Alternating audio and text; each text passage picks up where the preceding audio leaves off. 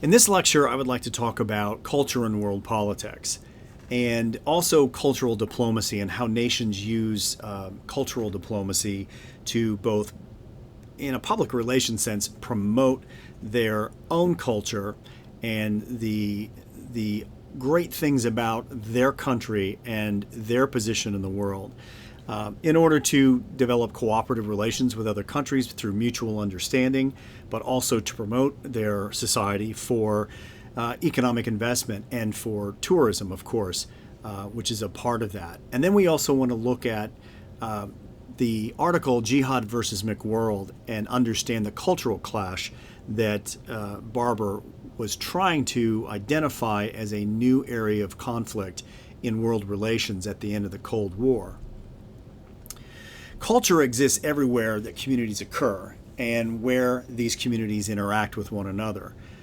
Culture exists in networks that are characterized by transborder, transnational traits, and they're not necessarily defined by formal state borders.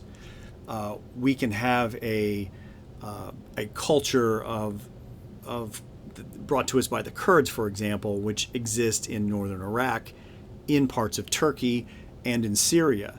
So the Kurdish ethnic group, as well as their cultural affinity, exist beyond borders.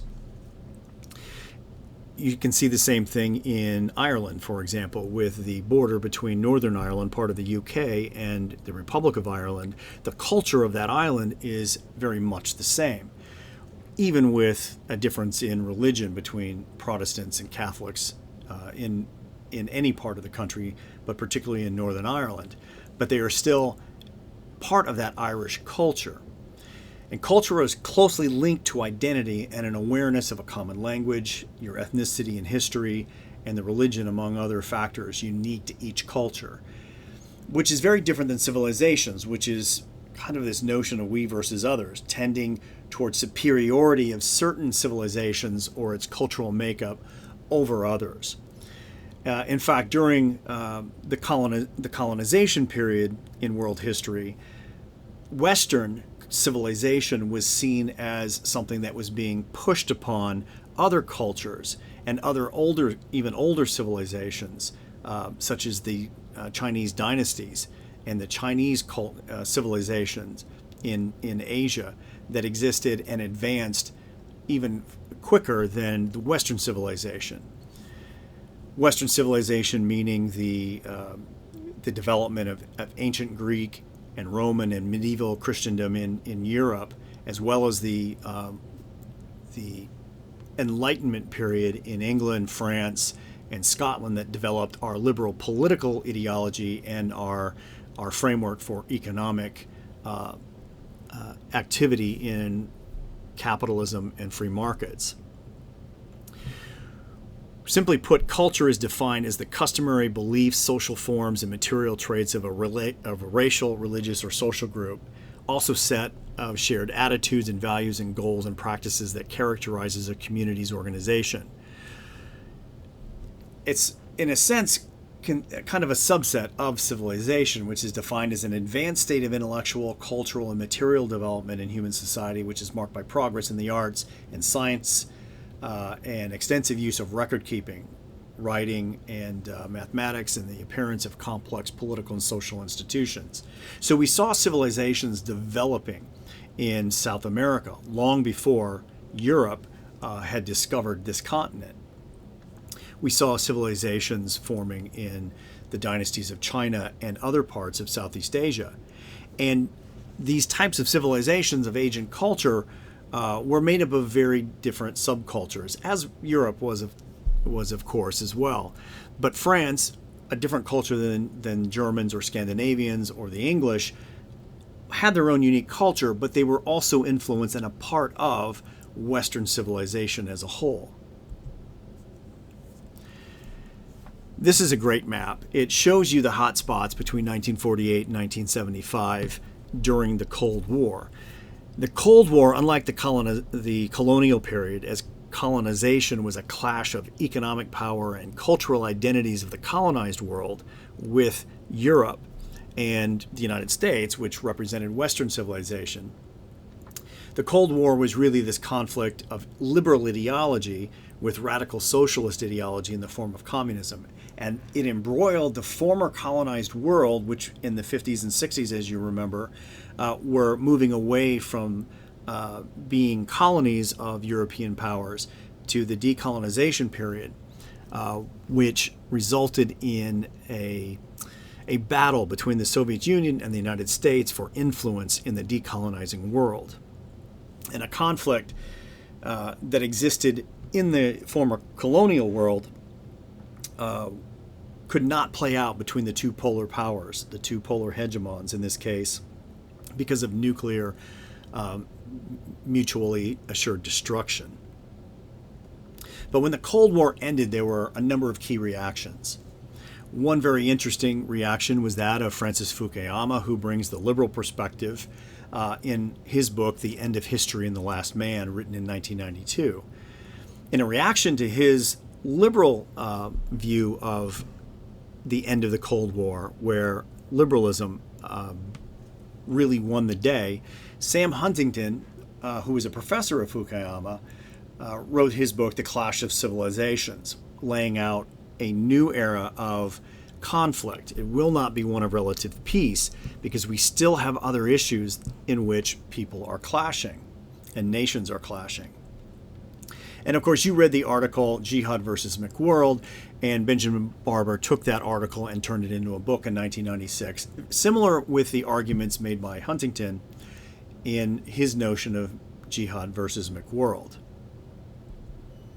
For Francis Fukuyama, he noted that what we may be witnessing is not the end of the Cold War, but the end of history as such. That is, the end point of man's ideological evolution and the universalization of Western liberal democracy.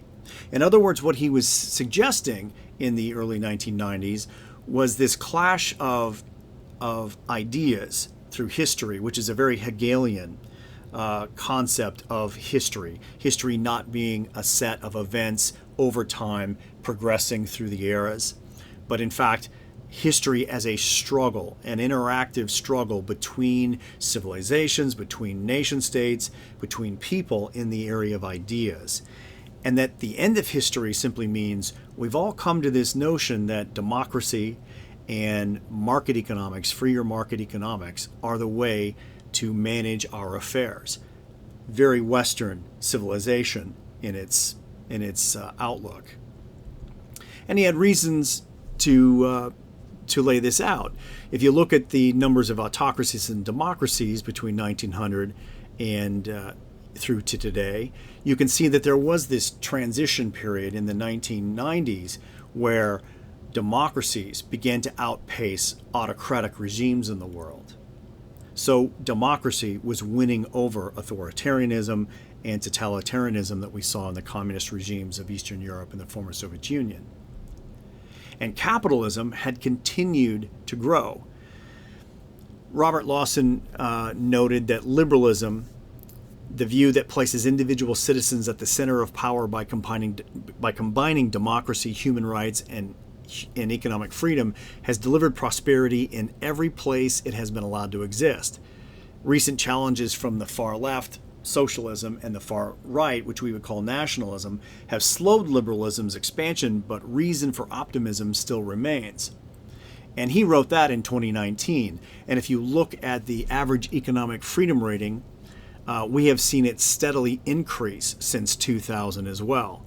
And by economic freedom, that's a way of understanding market economics, that within countries, even if they have social capitalist tendencies like Scandinavia, where they have a lot of government involvement in welfare and education and involvement in the economy from a sense of public spending versus other countries that do less, the freedom for individuals and for business entities to engage one another continues to grow throughout the entire world, including in areas where you do not have democracies, for example, in areas like Hong Kong and Shanghai.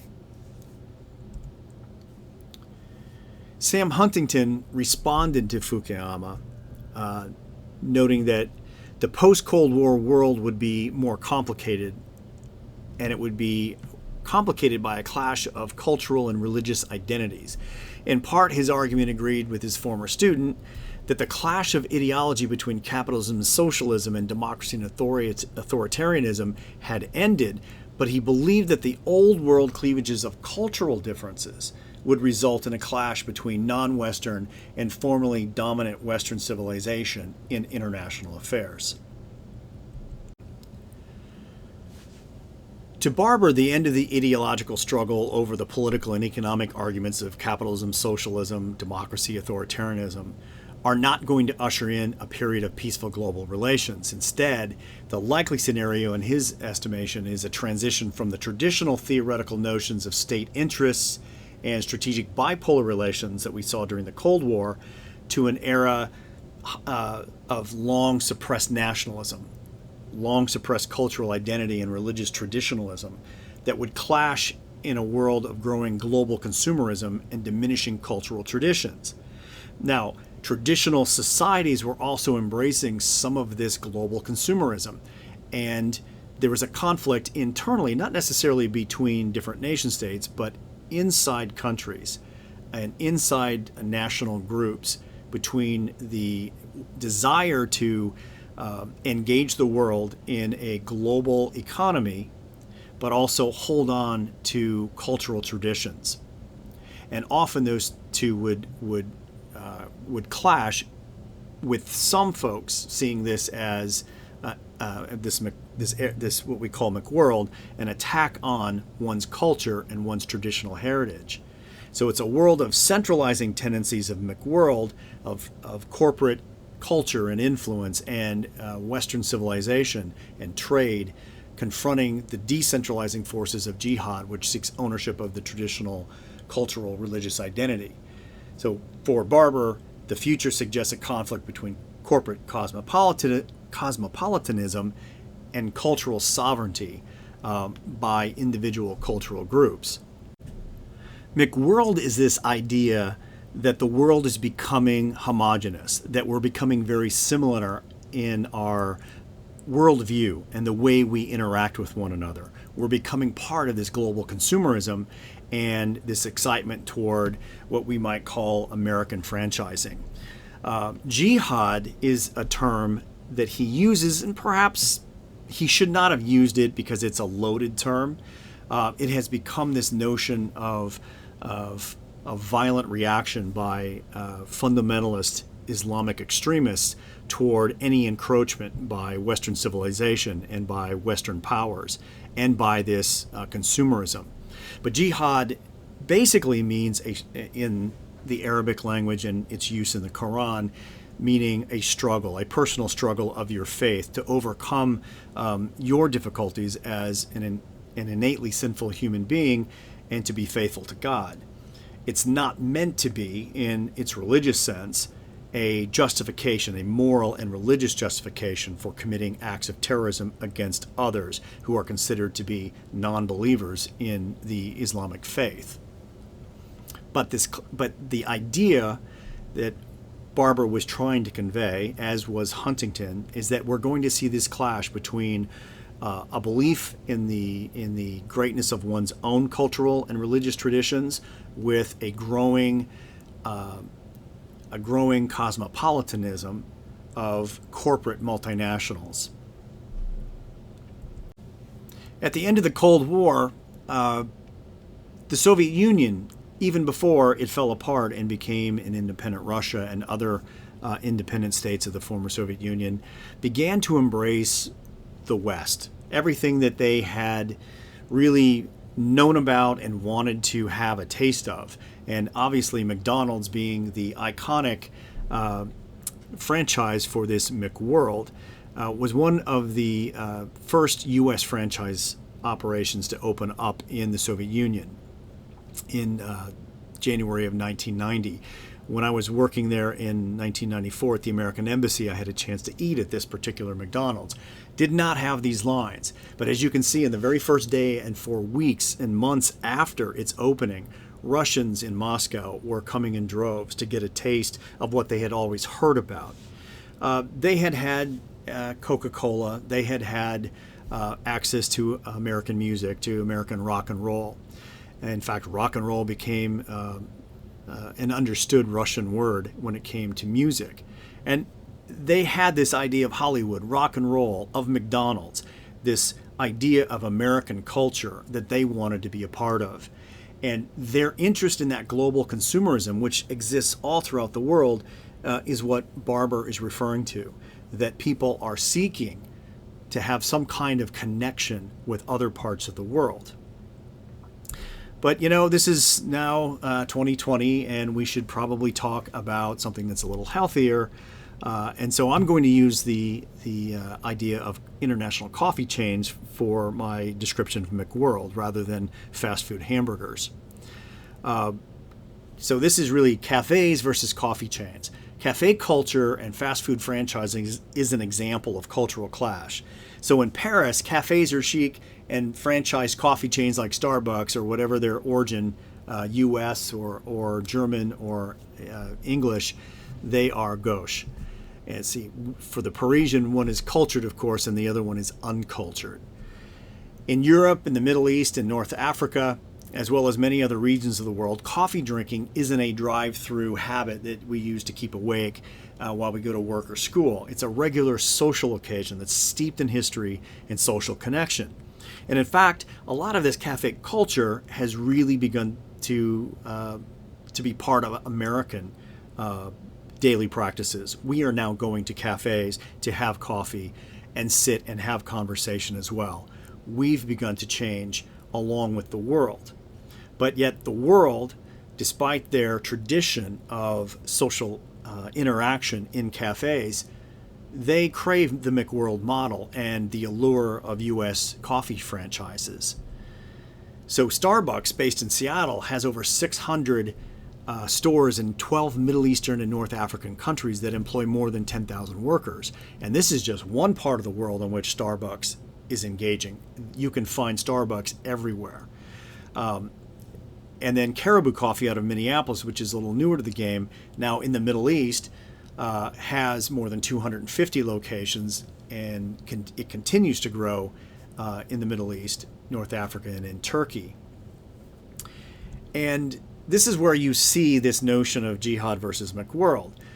The traditional culture of drinking coffee in Turkey and conversation and having a specific type of coffee versus this idea of wanting to have a taste of American products. So this struggle between McWorld, which is that term representing globalization, as well as the corporate control of global political and economic processes, and jihad, a term suggesting unique cultural traditions and traditional values in the form of extreme nationalism or religious orthodoxy and theocracy, can be seen in places like Dubai, where you have Starbucks, which is taking considerable market share over what would have been considered to be traditional mom and pop Emirati cafes. So Barber is noting this difference. Now, to most Emiratis, as well as the other people who from around the world come to the United Arab Emirates to work, particularly from South Asia, from India and Pakistan, from Malaysia and Bangladesh, and other parts of Southeast Asia, all the workforce, whether they're Arab or they're South Asian, they really look at the consumer world of McWorld as something that they want to be a part of. And at the same time, you see the rise of Al-Qaeda and Osama bin Laden giving pushback in places like Saudi Arabia, but also other parts of the Arab world, where he saw this acceptance of this Western civilization and of this McWorld to be problematic, as well as, in general, the more nonviolent forms of pushback against this kind of encroachment on traditional culture coming from average citizens who would never engage, of course, in international terrorism. So to lay out the difference between McWorld and jihad, McWorld is one of cultural hegemony. And really, America is leading this because we are the foremost corporate cultural icon in the world with Hollywood, with MTV and rock and roll. MTV not so important as it once was, but in the 1980s and 90s, it was taking over television as a form of entertainment globally. Theme parks like Disney. So we have Disney France, which was not looked at very kindly by most people in France when Disney decided to build one of its theme parks, as well as Disney in Tokyo and now Disney in Shanghai. And then, of course, global retail food and clothing brands. So, American jeans, a cultural icon of both what America stands for culturally, but also part of global consumerism. And the retail food giants from KFC to Burger King and McDonald's, and now our coffee chains, and of course Pizza Hut and other types of American fast food chains. For jihad, it's really one of tribalism. Its values and tradition, its nationalist sentiments, and its cultural purity are often mixed together with their religious preferences, which become intolerant and are a parochial response to the McWorld.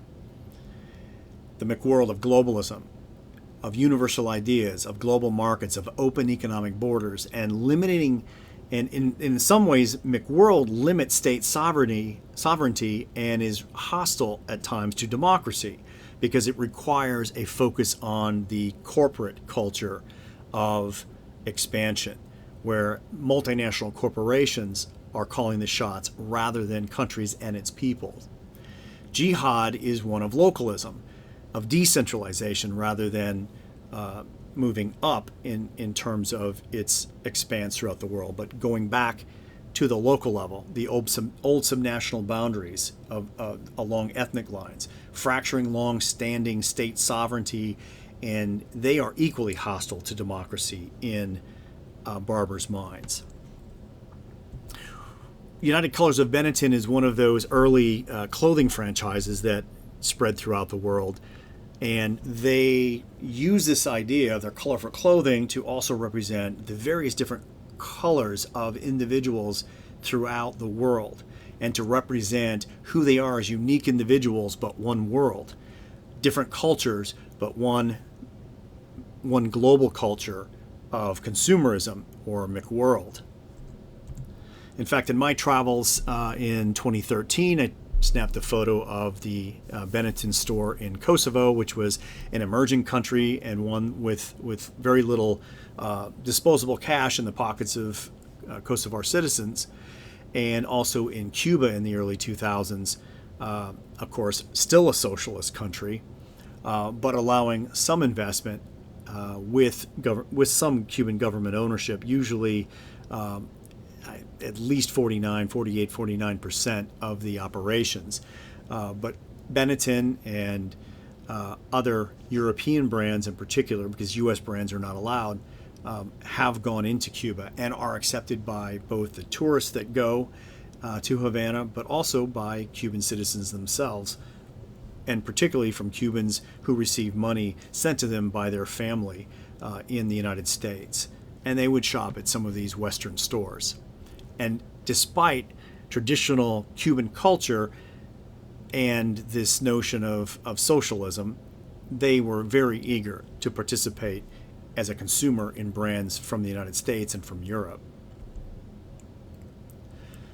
So culture in international relations since the end of the Cold War really has become important. I'm not sure if it's as negative as Barber would like us to believe, or even Sam Huntington, but there is some credibility in their arguments considering the rise of Islamic extremism in the Middle East as a reaction against Western civilization and against consumer culture of the McWorld. We've seen the rise of the Asian economies, including growth in international leadership from China, which is part of a different civilization than what we are from, which is Western civilization. And we've seen since the end of the Cold War a continued growth in globalization. And by globalization, we mean international capital flows increasing exponentially. Global communications infrastructure since 1990 has exploded with satellite communications, the use of internet and email, and instantaneous discussions both in writing and now, of course, not just telephones, but with Zoom calls and video conferencing and having video meetings for business and for non-governmental organizational work and for governments. Capable and informed publics simply means human capital has exploded globally from this explosion in transnational education. We have our state universities here in Iowa and Des Moines Area Community College working with universities and technical schools all throughout the world in different locations to encourage joint programs for students to have the opportunity to study abroad. And of course, we consider our education an export when we bring students from all over the world to study here in Iowa. It's something that we earn money doing, and we're exporting the education that they take home with them, and then of course change their societies as well. And it's that instantaneous communication and the remote work collaboration that has really transformed individuals into a more capable and informed public for every country throughout the world, including less developed countries. And we've also seen a simultaneous increase in economic and social inequalities, resulting in conflict between different cultural identities and a clash of Western and non-Western civilization. So we've seen in places like Brazil, people making more money and living a better life, but we've also seen those in their society who are much poorer. We're seeing in India, as well as we did in Brazil with the outbreak of COVID in its highest daily numbers of folks getting sick with COVID, that those with money had access to private hospitals, but those who did not were fighting to get any kind of public support at the public hospital systems in their country because they themselves do not have the money to help pay for the oxygen that they needed to combat the ill effects of COVID. So it was one of tremendous growth, but also in the developing world we've seen, and we still see today, although it's not as bad as it was in the 1970s and 80s, we still see some inequities between those, what we would call the haves, and those who are the have-nots. Another way we can talk about culture and international relations is cultural diplomacy. And cultural diplomacy is the exchange of ideas, information, art, culinary flavors, the foods that we have as ours, such as pad thai in Thailand and teriyaki and sushi from Japan, American burgers, and of course American pizza, but also the real pizza from Italy, as well as French food. And that kind of culinary diplomacy is a part of what we consider to be cultural diplomacy. So all of these different aspects of the different cultures with other nations and peoples, that sharing of it has a goal of fostering mutual understanding. And cultural diplomacy is often characterized by transnational and subnational interactions and relationships, not simply used as a tool of statecraft, which is used to underpin traditional diplomacy. So if you look at Iowa's sister states and our relationship with Kosovo and the other sister states, Iowa from a subnational level, both our governor, but mostly the volunteers on this nonprofit board, the organization Iowa Sister States, engage with our partners in the 9 different sister states throughout the world. And we do art exhibits from artists of that country and bring our artists to their country. We have our elementary school classes engage in letter writing with an elementary school in another country. And now, of course, we've done this with Zoom, having children in one class here in Iowa talk to children in Japan and let them practice their English skills with the students here in the United States. It's unfortunate that we don't have it the other way around, but English is the common world language, and we're lucky in that regard. But it's also one way for us to connect culturally with people from other countries and people right here in Iowa. And we're doing this not part of our State Department efforts, but we're getting the nod and approval from our State Department that this is important because it connects Americans with people abroad and makes our national interests easier to express. So we not only have efforts by the nation state, the United States, to promote American culture abroad, our traditions, the way we live life, but also being receptive of their cultural diplomacy creates opportunities for bridging differences. This cultural communication highlights these mutual interests and these unique differences that we have. And of course, it enhances our diplomacy because traditional diplomacy benefits by embracing the cultural diversity between our different countries and expanding the connections. The soft diplomacy of sharing unique differences highlights our shared humanity.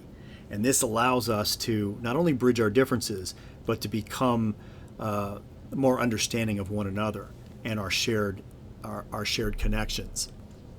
And of course, as I already mentioned, subnational connections are important, and cultural diplomacy can maintain linkages when traditional forms of diplomacy are strained. So Iowa sister states still engages our Russian sister state in Stavropol, despite the tensions that we have at the national level. We can work with our friends in Stavropol, Russia, in a way that is really stress-free from the tensions that exist from the top levels in our diplomatic relationships with Russia. And cultural diplomacy is really seen as an effective tool to influence global public opinion and to mollify the ideology of individuals and communities and of other nations. And it builds respect from an intercultural dialogue, and the clash of civilizations and cultural conflict can be mollified. So cultural diplomacy and cultural interaction result in respect, where we all embrace diversity, and there's this mutual recognition celebrating that diversity. It breaks down barriers, whether that's two nations talking and celebrating each other's culture, or on a subnational or individual level. And of course, it creates dialogue. It provides engagement for ideas and idea sharing. So the goal of the engagement itself is not to win an argument, but to share ideas and to share a little bit of who we are with other people and to receive what they have to share about themselves. And the hope, of course, is to lead to peace, where we develop justice and equality among all the nations that can benefit from the protection of and the respect for international human rights. Because of the respect, because of the dialogue, and the pressure is not to win arguments or to win concessions on something. It's really there to bring us together, to understand our humanity. A couple of examples of cultural diplomacy. Ping pong diplomacy in 1972 really brought the United States and China together in a way that had not happened before. We still had our differences from a state-to-state interaction level, from a state level, but we brought in universities and people who are interested in playing ping pong, which is a very popular sport in China. And Jeffrey Lehman, the vice chancellor of New York University in Shanghai, who was a part of this initial ping pong diplomacy, noted that ping pong diplomacy was the beginning of the restoration of healthy relationships between the U.S. and China. It began the end of 2 decades of artificial separation between our two countries. I think this kind of people-to-people connection continues to be relevant to all of us today. And this is something when he said when looking back at the event of bringing Americans together with the Chinese to just play a game of ping pong. And then, of course, in 1998, we've had an ongoing embargo with Cuba, but defying the U.S. embargo with Cuba, musical producer Ry Cooder went to Cuba and brought together these old musicians and performers in the pre-revolutionary Cuba and created this musical group. We called it Buena Vista Social Club. I encourage you to check them out. Their music's amazing. The documentary about the development of this group, which culminates in this concert at Carnegie Hall, is an interesting movie to watch. But they were received very well by Americans, both in the sales of the album, but also in their shows that they had at Carnegie Hall. And from this group, a number of them have won or been nominated for their music through the Latin Grammys. So this is an important an important statement about the common humanity between Cubans and Americans, that despite our differences politically, fundamentally, as individuals within our two societies, we all enjoy music, and we can appreciate the culture of folk music out of Cuba and salsa, and they, of course, appreciate ours as well. So the summary impact of cultural diplomacy: it expands the traditional efforts of diplomats and brings in other subnational actors into broader efforts to promote mutuality in international relations and understand the concerns and interests of the target audience in order to build on areas of commonality. And by embracing one's own culture while welcoming the cultural contributions of others, nations can build respect among their leaders and their communities and individuals as a stepping stone to peace and stability in an often fractured world. And this is how we can also overcome the negative pressures of Barber's jihad, or the clash of the different civilizations, by simply understanding that we have differences and that we can overcome them. And though it's used by nation states to promote their own cultural identity globally and to brag about themselves, it's also being done at the local level, at a subnational level, with non-governmental organizations, with artists themselves like Bono from U2 and other American actors who travel the world to try to build understanding and bridges of peace and to tackle problems that often governments don't deal with, like the AIDS crisis in Africa. And it's something that we do here in Iowa with Des Moines Area Community College, reaching out to our partners in other countries, and Iowa Sister States, which engages every month in programs and communications with our sister states throughout the world. So when we look at Fukuyama, Huntington, and Barber, I think in general for Fukuyama, the world has embraced open markets, trade, economic liberalism, even if not fully successful. For example, the Arab Spring resulted in mixed results for democracy. I think we can see that Fukuyama was onto something in saying that the world has come to embrace freedom for individuals in their economic life and in their political life. And I think we see that in Myanmar today with the coup, and despite the deaths of protesters against that coup, we're seeing people continuing to stand up and protest because they simply want freedom politically in their country. And for Huntington's contention, it's really still an open question as to whether non-Western civilizations and Western civilization will clash beyond friendly competition. But much of the political violence we see in the world today has roots in cultural conflict rather than the conflict between nation states. And it may not be necessarily a global problem. It's really in different regions, like we see in the Middle East, or we see in South Asia, and in Africa, but we still see cultural conflict, and this is still an area where we may continue. So Barber and Huntington, in that sense, are correct.